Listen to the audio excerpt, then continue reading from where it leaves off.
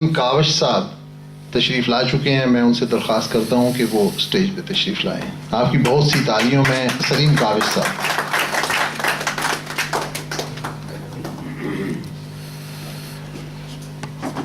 जैसा कि प्रोग्राम के आगाज़ में मैंने अर्ज़ की थी कि आज ये अमजद मिर्ज़ा की तौबा यानी अमजद मिर्ज़ा की 11वीं किताब तौबा उसकी तकरीब रूनुमाई है, तो उसके लिए हमने आपको दावत दी थी तो आप लोग तशरीफ़ लाए। हम बड़े मशकूर व ममनून हैं। अमजद मिर्ज़ा की किताबों के मुतल्लिक़ लिखने वाले यहाँ पर बहुत अच्छा लिखने वाले यहाँ पर मौजूद हैं। चूँकि इन्होंने मुझे हुक्म किया था तो अपना अपना फ़न होता है। मैं नसर लिखने का कोई इतना माहिर नहीं हूँ। बानो आपा मेरी तरफ देख के ऐसे मुस्कुरा रही हैं जैसे मैं कोई गलत बयानी से काम ले रहा हूँ। ये आपा आपकी मोहब्बत है। एक मुख्तसर सा मैंने एक काविश की है, चंद सतूर लिखी हैं अमजद मिर्ज़ा की तौबा के मुतल्लिक, तो उससे मैं आगाज़ करता हूँ। चूँकि मैं सबसे छोटा लिखा रही हूँ इसलिए मैं अपने से पहले इस काम का आगाज़ करता हूँ।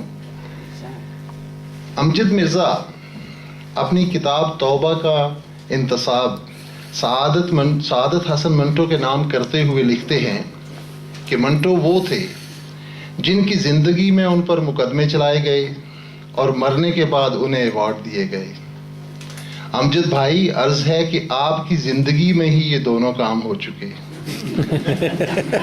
आप पर मुकदमे भी चले और आपको अवार्ड भी बख्शे गए।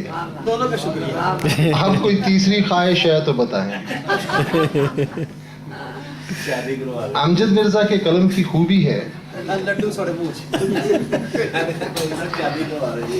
मैं भाभी नूं दसांगा कर जाके। अमजद मिर्ज़ा के कलम की खूबी है कि वो मुख्तसर से मुख्तसर अल्फाज में अपना मुद्दा बयान करने की सलाहियत रखता है।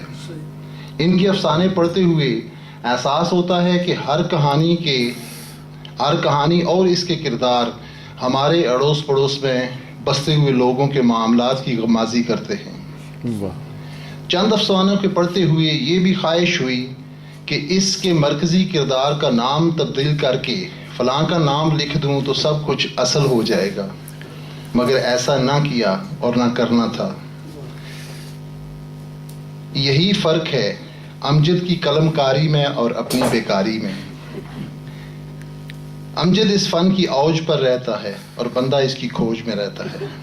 वाह। जाली नोटों वाले अफसाने के बाद कुछ कारोबारी धंधों से एतमाद उठ गया है।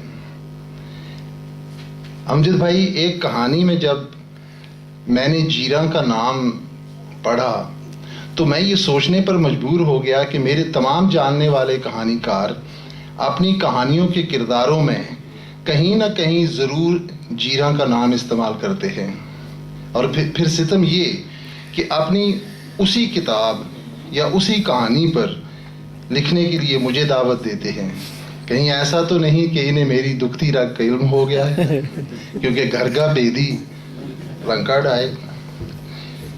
अमजद मिर्ज़ा की कहानियों में तंज़ो मज़ा भी है, मुआशरे के तल्ख़ हक़ाइक़ भी, क़ुर्ब इज़्तिराब की झलक भी मिलती है। और इनकी मुख्तसर कहानियों की खूबी ये है कि तमाम मामलात किसी फ़िल्म की तेज़ पट्टी की तरह चलते हुए महसूस होते हैं और मामलात व वाक़यात के अंजाम का इंतज़ार नहीं करना पड़ता।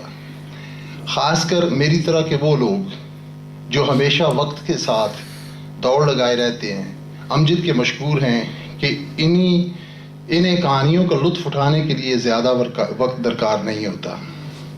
अगर मैं अमजद मिर्ज़ा को इतना नज़दीक से ना जानता और इनकी कुछ कहानियाँ पढ़ता तो ज़रूर उनके मुतल्लिक़ मेरी राय मुख्तलिफ होती। ज़रूर मेरे तसव्वुर में एक advance, up to date, romantic और आउटगोइंग लिखारी होता, जबकि अमजद मिर्ज़ा एक सीधा साधा घरेलू देसी माहौल का दिलदादा इंसान है और यही इनकी सबसे बड़ी खूबी है। सच तो ये है कि अमजद की दोस्ती मेरे लिए एक अनमोल सरमाए से कम नहीं, एक ऐसा सरमाया जिसने मुझे भी सरमायादार बना दिया।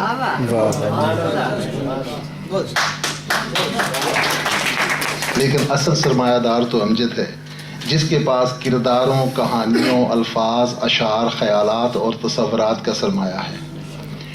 امجد ایک کنجوس سرمایہ دار بھی نہیں ہے، وہ اپنی اس دولت کا بے دریغ استعمال جانتا ہے اور کرتا بھی ہے۔ اللہ کرے زور قلم اور زیادہ۔